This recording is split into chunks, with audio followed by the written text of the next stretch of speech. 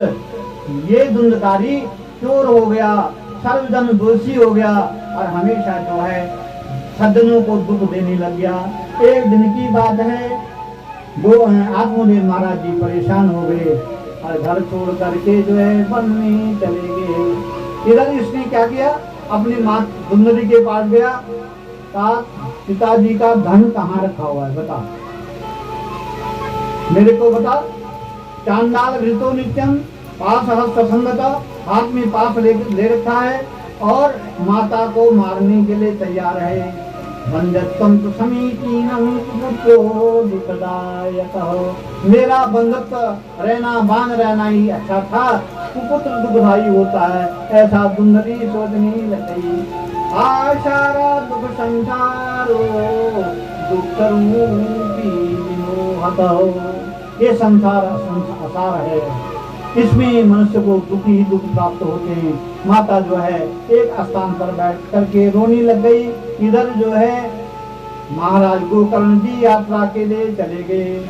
गया काशी, सेतुबंध, रामेश्वर, अयोध्या, मथुरा, माया आदि तीर्थों का भ्रमण करते हुए जंगल में जहाँ पिताजी बैठे थे वहीं पहुँच गए और पहुंच करके पिताजी जो हैं स्वयं गोकर्ण महाराज जी को प्रणाम कर रहे हैं। हे पुत्र, बहुत कष्ट में हूँ, मुझे धुंधकारी ने बहुत दुख दे दिया है, वो किसी को चैन पे नहीं रहने देता है, मुझे क्या करना चाहिए मुझे बताओ।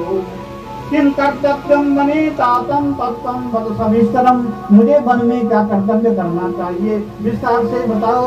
अंधकूपे स्नेह पासे हम सदा हो, मैं सठ हो गया हूँ, अंधकूप में गिरा हुआ हूँ, तो स्नेह पास में मुझे बांध दिया था। हे पुत्र, मेरे पापों का समन करो, मुझे क्या करना चाहिए। कर्मणा पतितो नूनं मामुद्धर दयानिधि, हे दयानिधि हे गोकर्ण मेरा उद्धार करो।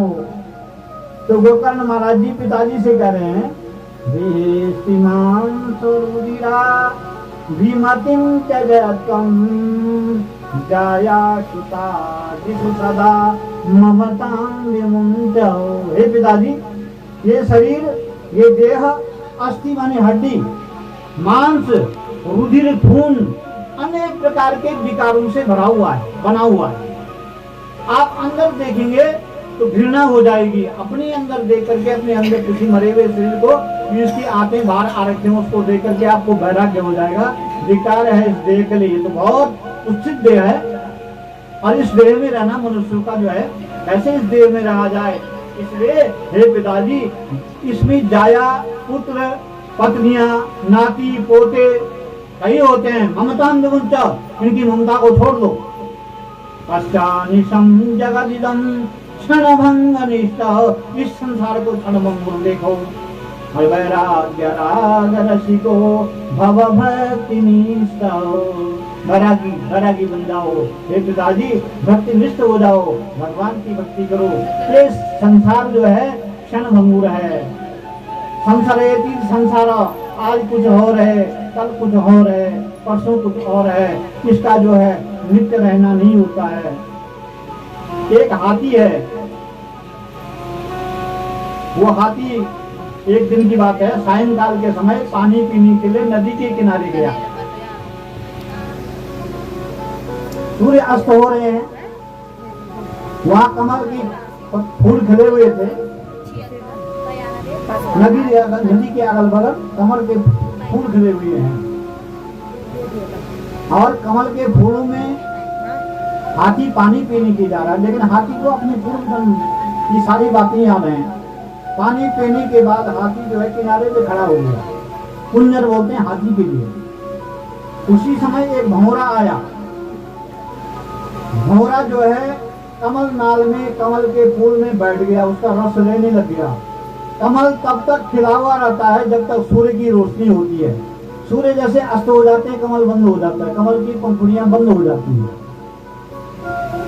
कमल की पंखुड़ियां जब बंद हो गई, भंवरा फंस गया, उसी के अंदर फंस गया और अपने मन में सोच रहा है फंसने के बाद कैसे बाहर आए, जब तक सूर्य उदय नहीं होंगे तब तक भंवरा बाहर नहीं आएगा।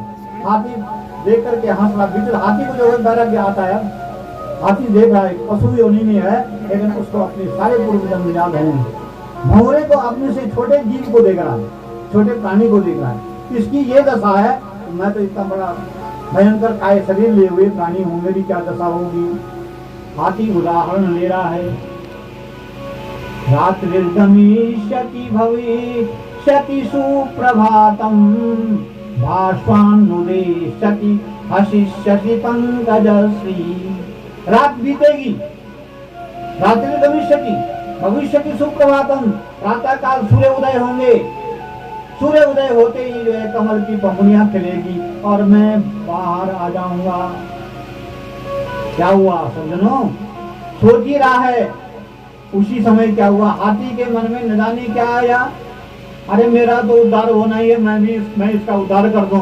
हाथी गया और उसने कमल को जो है अपने पांव के नीचे दबा दिया। भंवरा भी चले गया। हंत हंत अपने मन में सोच ही रहा था, उसी समय समाप्त हो गया। सारी जीवन लीला जो है हाथी ने समाप्त कर दी। इसलिए सोचा विचारा हुआ कुछ नहीं होता है।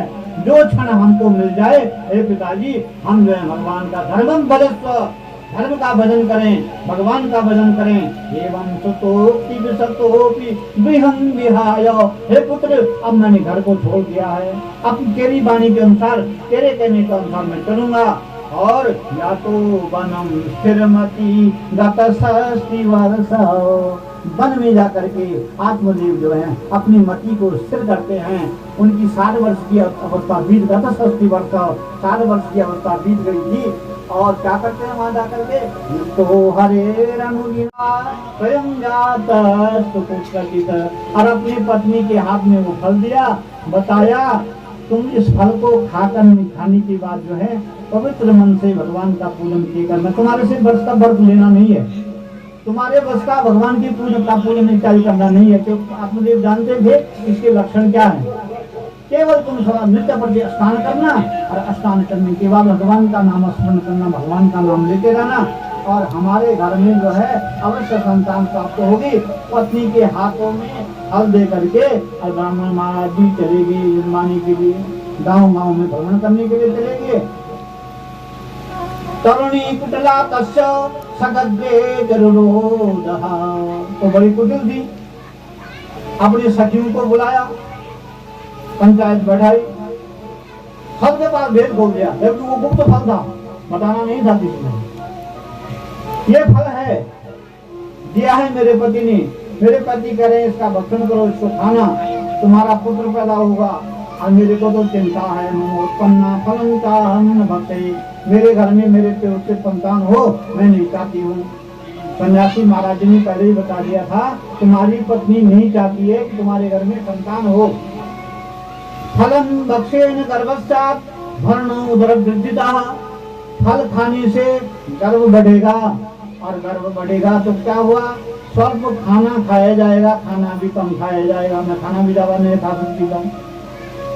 और क्या होगा, घर के कार्य, खाना नहीं खाऊंगी तो घर के कार्य कैसे होंगे, शक्ति नहीं रहेगी। दैवाघाटी ब्रजे ग्रामे पालयेन गर्भणी कथम, और हे सखियों, दैवयोग से कभी गांव में चोर आ गए, चोरों को भय से लोग भागने लग जाएं, तो मैं तो गर्भणी रहूंगी, मैं भाग भी नहीं पाऊंगी, चोर मुझे मार देंगे। ऐसा कुतर्क करने लग गई सखियों के सामने, अपनी जो उसके बैठे हुई पंचायत है उसके सामने कुतर्क करने लग गई। रसूतो दारुणं दुखं सुकुमारी कथम सहेद, और सबकी वेदना बहुत कष्टदायी होती है। कहते हैं जैसे स्त्री का प्रसव होता है, उसको बड़ा कष्ट होता है, उस कष्ट को झेलने की शक्ति मुझ में नहीं है, इसलिए मैं पुत्र नहीं चाहती। सत्य शौच दया नियम ये मेरे लिए दुराराध्य हैं, इनको मैं इसका पालन नहीं कर सकती हूँ। और फिर दूसरी बात है, मेरे घर में पुत्र हो गया, उसका लालन पालन कौन करेगा, ऐसा कुतर्क कर रही है। उसी समय कहते हैं उसकी एक बहन जो है वहां पहुंच गई। बहन ने कहा, तू चिंता मत कर, मेरा गर्भ है, मेरे पेट में बच्चा है, जैसे ही ये बच्चा पैदा होगा मैं तुझे दे दूंगी, और तू मुझे धन दे देना, तेरे घर में धन बहुत है, यथाशक्ति जितना धन है उसे मुझे दे देना, और रात में आकर के जैसे ही जन्म ले लगा मैं तुझे सौंप देंगी। वो प्रसन्न हो गया। एकदा भगनी तस्या दुर्ग्रहण से त्यागतः तदग्रे तत्त्वं सर्वं चिन्तयेयं महतीनि। उसने सही बात समझाई। एक दिन की बात है, क्या हुआ, परीक्षार्थं तु साम्प्रतम्। उसने कहा अब ये फल तो कहीं न कहीं इसकी परीक्षा हो जानी चाहिए।